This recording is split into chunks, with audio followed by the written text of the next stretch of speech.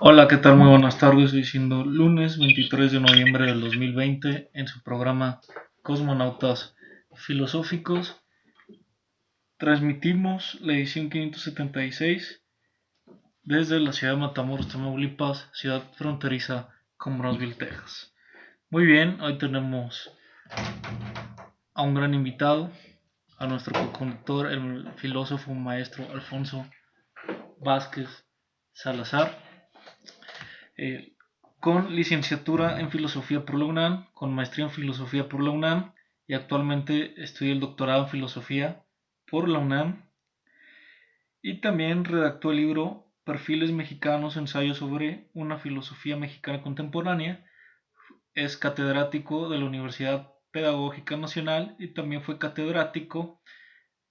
en la Facultad de Filosofía por la Universidad Nacional Autónoma de México. Bienvenido nuevamente. Y del tema del cual vamos a hablar es acerca de la cuestión geopolítica en América. Muy bien, dado, dado los acontecimientos, el caos que se ha originado en Estados Unidos por las elecciones, en toda esta cuestión en donde no hay algo palpable sobre los resultados de las elecciones por las controversias en cuestiones electorales por parte de Donald Trump hacia el supuesto ganador que es Joe Biden, porque ahorita los medios de comunicación han dado un vuelco a darlo como el actual ganador o virtual ganador. Ha cambiado su discurso en los medios de comunicación con respecto a Biden hace algunas 2 semanas por esta cuestión de las controversias electorales que han ha solicitado el equipo legal de abogados representados por Rudy Giuliani por el Partido Republicano por parte de Donald Trump. ¿Cómo, cómo ves toda esta dialéctica que se ha dado en Estados Unidos, mi querido filósofo? Gracias, Ernesto. Bueno, pues continuamos en una situación de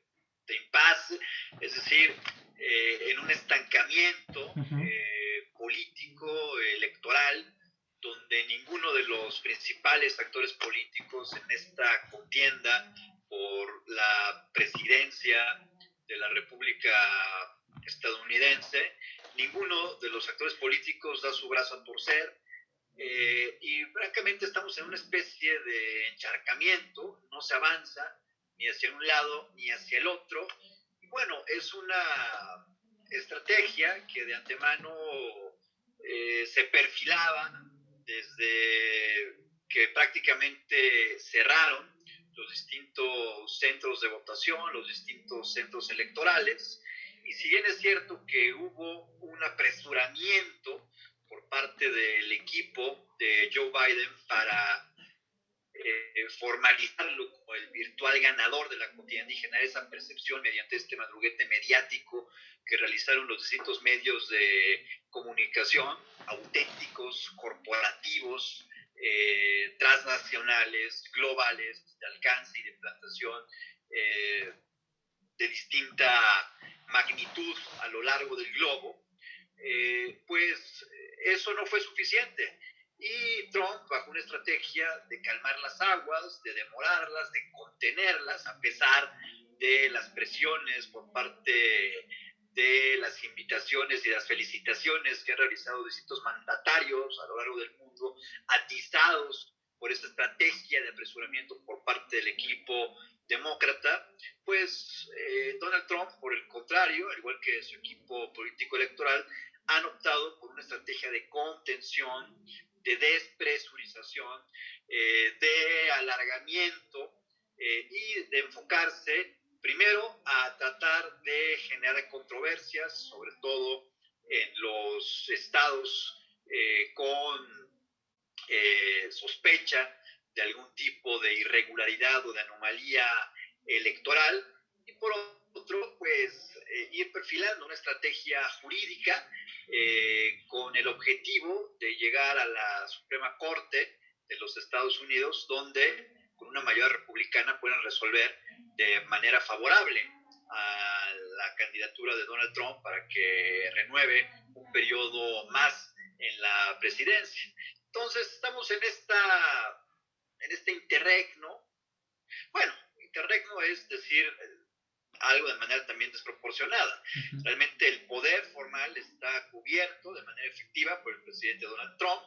y por otro lado está el proceso que va a tender a ser desahogado en cuanto a las distintas irregularidades, impugnaciones o defensas que hagan cada uno de estos equipos de cara pues al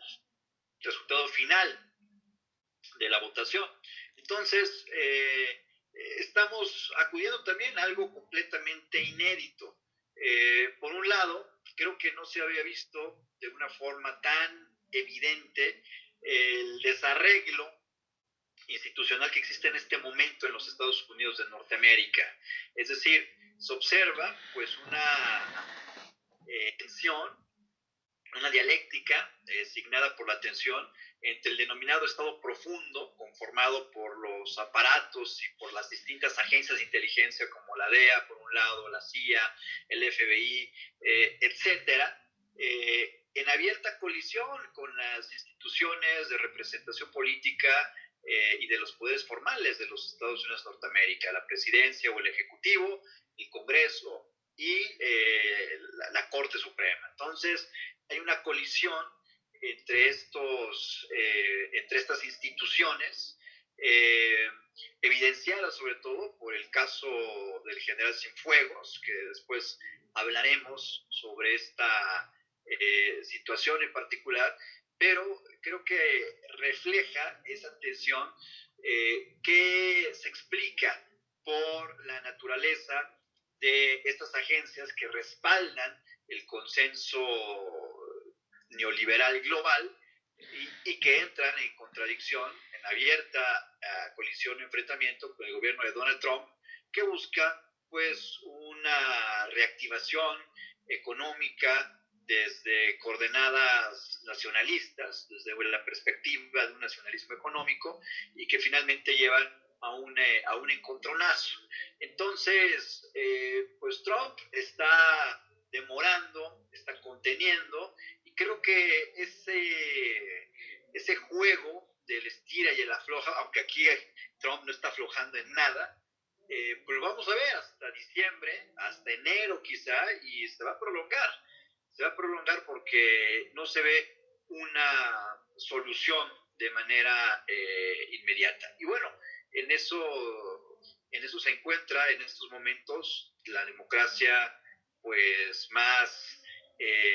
poderosa del planeta,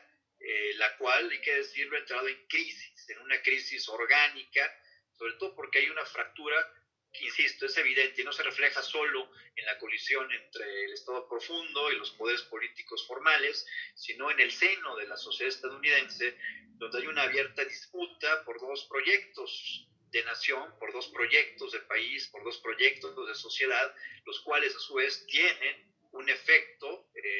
directo, inmediato, profundo en la configuración del orden mundial de cara a los próximos 30 años. Dicho con otras palabras, estamos en la crisis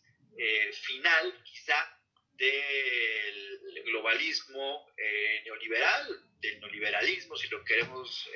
referir con un solo concepto, en tensión con las irrupciones de estos nacionalismos económicos de la más diversa índole, que en Estados Unidos, en la nación más poderosa del planeta, está reflejando un vigor cada vez mayor y que no está dispuesto a realizar concesiones, representado por el presidente Donald Trump. Entonces estamos acudiendo finalmente a un cambio de época. Y eso, pues, como en todas las coyunturas de calado verdaderamente histórico, generará tensiones, contradicciones que se intensificarán, y pues todavía lo que emerja de todo este conflicto es de efectos y de consecuencias impredecibles. Nadie puede pronosticar qué es lo que va a suceder, pero en función de los tiempos, la coyuntura política se mantiene en ese impasse, en ese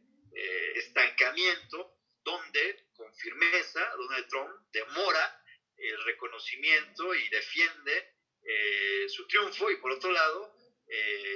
la presión y la desesperación cada vez mayor por parte de los demócratas al no poder concretar el objetivo de declarar a Biden como ganador virtual y finalmente como presidente electo, algo que se aleja cada vez más. Yo no lo veo de forma tan sencilla que se lleve a cabo. Aparte de Donald Trump, de manera relevante, firmó el decreto de bajar el precio a los medicamentos en cuanto, dado que conocemos que en Estados Unidos los precios de los medicamentos son de alto costo. Y ayer lo acaba de afirmar y es importante dado todo este caos que se ha generado por la pandemia en este año. Claro, pues es sensible, pues, una demanda social. La gente quiere salud pública, la gente quiere que tomen a cargo su salud y que se haga lo necesario para que puedan acceder a los medicamentos, a los insumos necesarios para que puedan sentirse seguros. Vaya, esto es algo que dentro de la tradición del pensamiento filosófico se plantea como una máxima. Es decir, como señala Spinoza, todo ser, todo ente, lo que busca es la forma en la cual pueda perseverar en su propio ser. Y eso es el primer impulso de conservación de la existencia que tratan de llevar a cabo cualquier tipo de sociedad humana realmente existente a lo largo de la historia y en el planeta, en el tiempo actual. Entonces, pues es el sentido común el que está operando en función también de una base político-electoral conformada mayoritariamente por la clase trabajadora, por la working class norteamericana, a la cual se suman cada vez más distintas minorías, como es el caso de los mexicanos, que en los hechos, en un estimado 38.5 millones a 60 millones de residentes en Estados Unidos, en los hechos es ya la primera mayoría, o la primera minoría, perdón, o la minoría más importante de los Estados Unidos de Norteamérica. Entonces, en efecto, hay una preocupación por parte de la sociedad y hay una respuesta ante estas demandas que a su vez conforman la base del electorado del propio presidente Trump. Esto nos remite nuevamente a otra de las expresiones en las que se manifiesta esta tensión entre dos proyectos que caracteriza este cambio de época. Por un lado, las élites progresistas, universitarias, egresadas de la Ivy League o de los centros universitarios norteamericanos de mayor prestigio, en abierta confrontación con los intereses y el sentido común nacional popular de las clases trabajadoras de los Estados Unidos de Norteamérica. Es ahí también otra tensión que se manifiesta en el campo cultural, en el campo social directamente. Y en ese sentido, pues bueno, hay una lucha entre un paradigma que se encuentra resquebrajándose y por otro lado un sentido común potente, vigoroso, que lo que busca es la defensa de su esfera más inmediata de intervención pública, que es la esfera social, de lo social, la esfera política, la esfera de la nación norteamericana. Y eso nuevamente nos remite a la dimensión del nacionalismo, la dimensión, como una de las dimensiones más concretas donde se manifiesta la existencia de los seres humanos. Un ser humano no se desarrolla o no existe de manera abstracta o en un espacio vacío. ser humano se implanta en un grupo humano que va desarrollándose, que va tejiendo sus propias tradiciones, sus propias prácticas significativas de la vida social, su propia historia. Y eso es lo que también el neoliberalismo global quiere deshacer, o trató de hacerlo en los últimos años. Tratar de abolir ese sentido común, expropiarlo y suplantarlo por otra forma de ver las cosas que realmente contrasta con los motores, los intereses y los anhelos más profundos de las clases populares o de las clases trabajadoras. Aquí tampoco estoy diciendo que Trump sea un político de izquierda, pero definitivamente es un político nacionalista sensible a una concepción de la sociedad donde la dimensión nacional debe estar presente, donde los recursos tienen que mantenerse dentro de la misma estructura institucional para que la nación pueda desarrollarse. Entonces, esos son también otros elementos importantes a partir de la fisura. Hay que hablar de fisura, de una fractura en la sociedad norteamericana, y también queremos esto abordarlo desde la perspectiva de la teoría marxista o del pensamiento de Antonio Gramsci. Hay que señalar que lo que vive Estados Unidos es una crisis orgánica profunda, donde hay una separación entre la sociedad política y entre la sociedad civil y sus distintos organismos donde manifiesta su participación y su acción pública, que de no resolverse, pues entrará en una dimensión cada vez más conflictiva, que lleve a una confrontación quizá, insisto, de consecuencias impredecibles. Claro, es relevante mencionar dos personajes ilustres como Steve Bannon y David Horowitz, Steve Bannon, que formó parte de la estrategia electoral en el 2016 en la campaña Sí. de Donald Trump, que fortaleció todo este discurso a favor de los obreros industriales que trabajaban en Detroit o en las distintas en el distinto capital industrial que se fue a invertir en otros países, y esto lo retoma Donald Trump dándole esa relevancia en cuestiones económicas, como también lo menciona David Horowitz. El problema de la ciudad de Detroit, en donde se ha vuelto totalmente obscura y